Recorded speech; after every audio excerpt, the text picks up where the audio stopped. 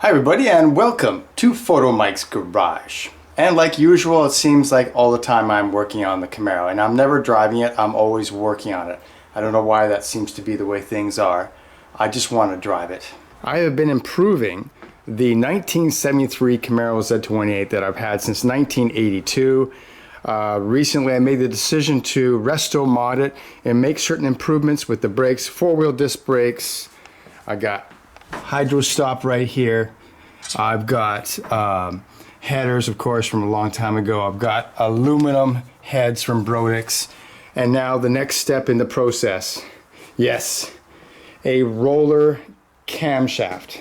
Okay, so I've been wanting to get a roller camshaft for this car for at least 20 years. And what stopped me is what stops everybody, the price.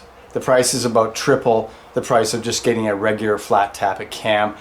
And but recently, with all the failures of flat tappet cams and the fact that I'm not happy with the cam that I have, which was put in the 1980s, has a duration of 234 degrees, which is quite a bit for a 1980s cam, with a lift of 464. It's not really a great cam. It sounds great, but it just doesn't produce the power and the drivability that I want. And drivability is the key point, because there's a lot of fast cars out there, but I want something that I can just drive at all times. Howard's cams are some of the best deals out there. Let's take a look. Let's unbox this beautiful thing. Okay, so these are the lifters, roller lifters, because they're called that because they have a roller. Now, you probably know, but the main advantage of a roller lifter is that it can follow a more radical cam lobe easier because it has a wheel instead of just sliding along the metal. And so you can have a cam that has more opening, more area under the curve, and yet have a smaller lift and a shorter duration, and yet give you better power. And there's your cam for a small block Chevy. Very straightforward. You can see that the profile of a roller cam, instead of coming up to a point, it's more of a rounded lobe. That means that there's more area under the curve. In other words, the valve is off its seat longer, even though the duration may be the same and the lift may be the same. Okay, so the valve lift is 0.25, which is a lot. You can see that the lift is going to be dramatically more, but the duration at 50 is 218 degrees on the intake, 224 degrees. Now, with 1.6 ratio rockers, which I'm going to use in the car, that duration will increase by maybe a degree or two, just a small amount. But anyway, the point is that that's way less than the 234 degrees that I have on the cam right now. This should make this cam a lot more livable. Now, I'm not an expert, and I've never installed a cam in a small block Chevy before, as far as I can remember anyway. So this will be a first time for me. So I'm taking you along with me on the journey of tears. So I've already drained the coolant. Got to take the whole intake off. Got to take the whole front of the engine off. Got to take the radiator out so you have room to move. Take the fan off, and then take the timing chain off, and then yeah, we'll go from there. So let's get going. Okay.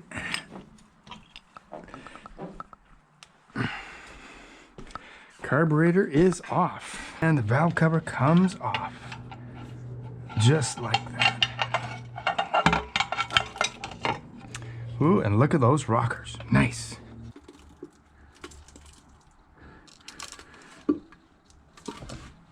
And out she comes.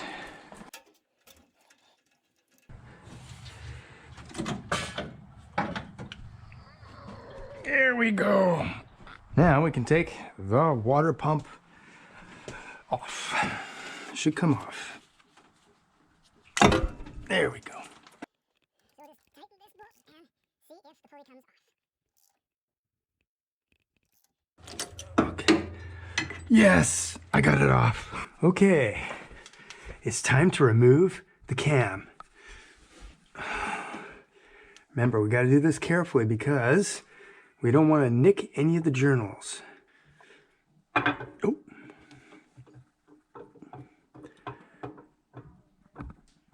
I've seen videos of people doing this a million times, and I always wonder why they're having trouble doing it.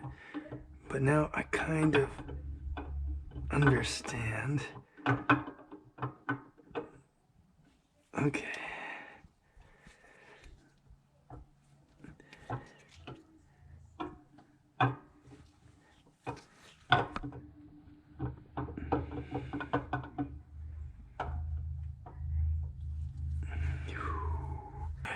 Removing the camshaft very carefully. Oh. Okay, that's it. She's out. All right, here we go with the endoscope.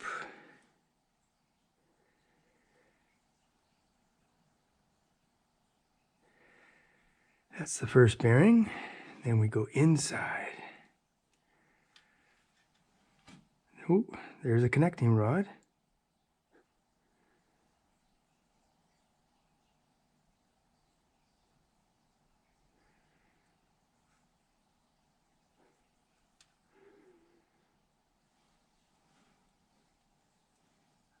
Ooh. Well, it almost looks like there's some scratches from taking the cam out. Just put this on the spring. It's got two little arms that grab on the coils. Right down here. Right.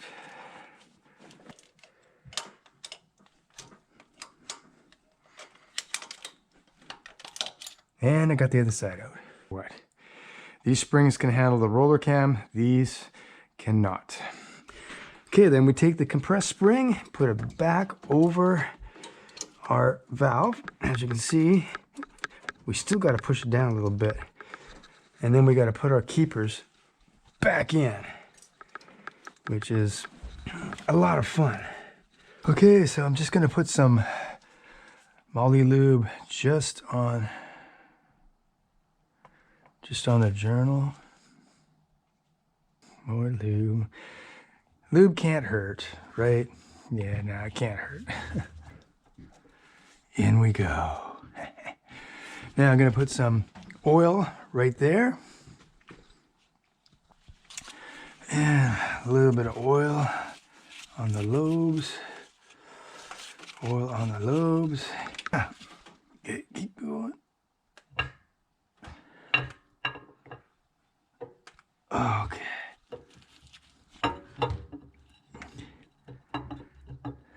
Lube. And assembly lube. Oh. And then more oil.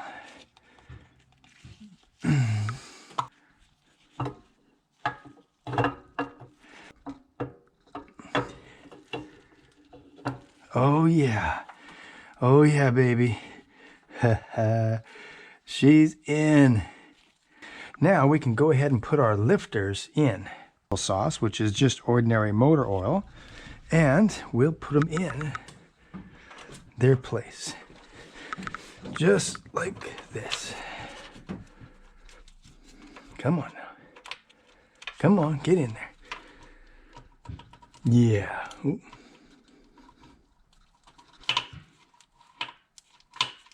Okay.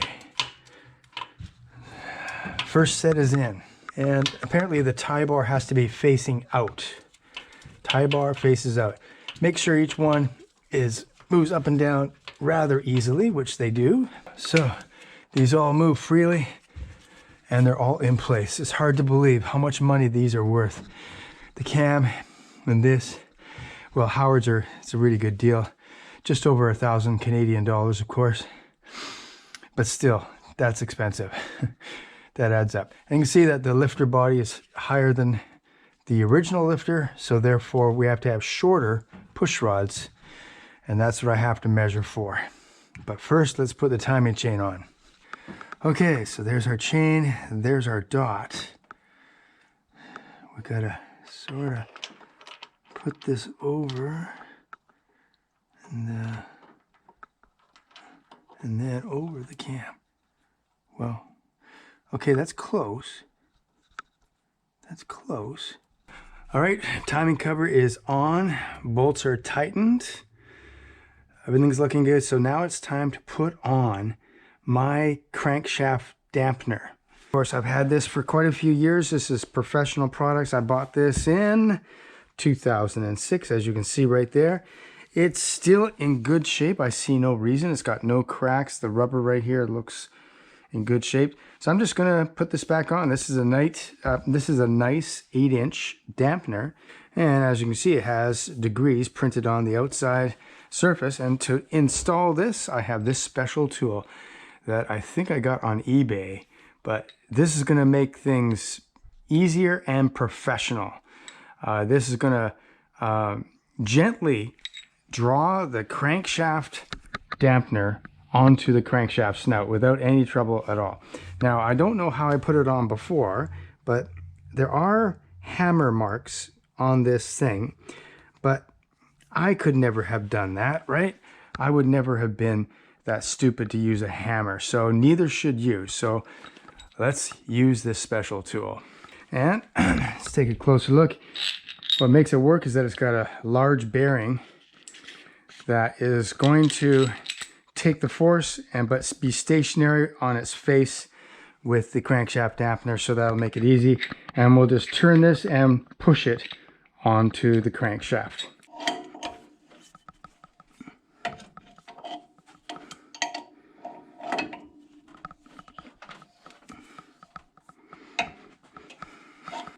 And there we go. Crankshaft dampener is installed. Now, the center crank bolt doesn't require a lot of torque. It's not like a modern car where the crank bolt to hold on the pulley is on with tremendous torque. Like, for example, maybe 200 foot-pounds or maybe more on a modern car. On this car, it's a lot less. So we don't have to really wail on this.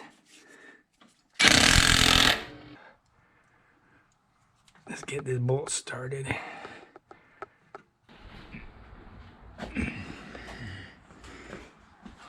And radiators are pretty simple on these cars. They just go straight down. And the edges fit right into a rubber little holder right there. So there's no bolts on the bottom, it's just rubber holder. That's it. Then we can put this guy back on here. All right, so all the rockers are adjusted, and now it's time to put on the intake manifold. Now the important thing here is to lay it straight down. You want to lay it straight the heck down, if you can. All right, everybody, after what must have been months, I haven't actually kept track of time, my Camaro is finally ready to start. Okay, I put the new roller cam in. I've got new heads, rebuilt carburetor, 650 double pumper. Linkage is all connected. Oil in the motor. Water in the radiator. Belts, fan, spark plugs all in. I got my vacuum gauge so I can compare it to what I had before. With the old cam, I had maybe 9 psi of vacuum. I've got my mixture screws for the idle mixture out 1.5 turns to get her started. Yeah, I think we're ready to go. It's been a long time since I started this car. It's been a few months. I've made a lot of changes. I got the roller cam in there. I got a new timing chain, roller cam button, roller lifters, new different push rods, shorter push rods, same rockers. This could be scary. This could be scary. I just hope that it starts. Get my little tiny GM key out. Got a beautiful day out here. So if it runs, we might be taking this car for a drive for the first time in months. Let's start it up. She's in neutral. Clutch is in, and here we go. Starts up right away. Whoa. It started up right away. Nice. Wow.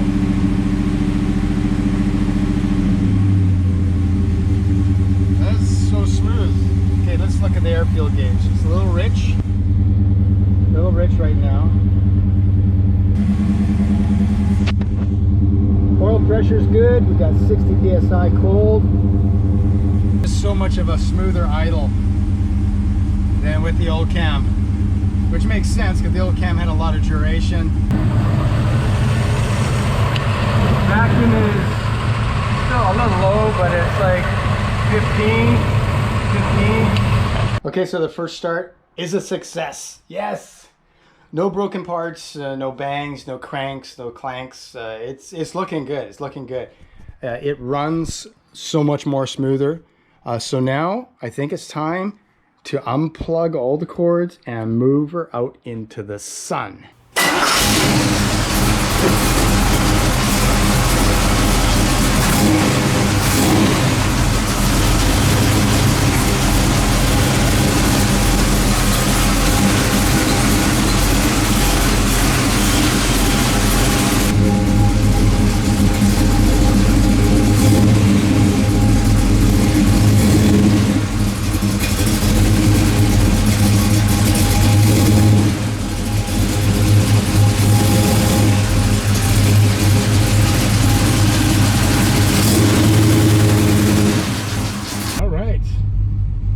First test drive of the Camaro, the new roller cam, new heads, rebuilt carburetor, the list goes on and on.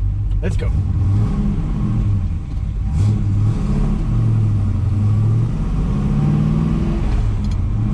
Here's what I get to see looking out from this car. That long hood with those 2 runway stripes. It's awesome.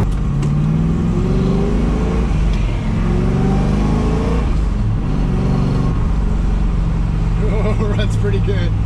Okay.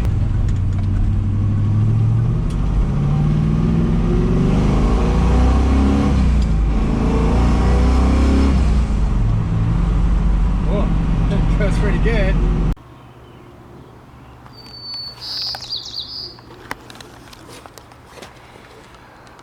All right, that's it. Success. Car's running good. Now I just have to tune the carburetor and then I'm ready for summer cruising. Anyway, thanks for watching Photomikes Garage. I will see you next time.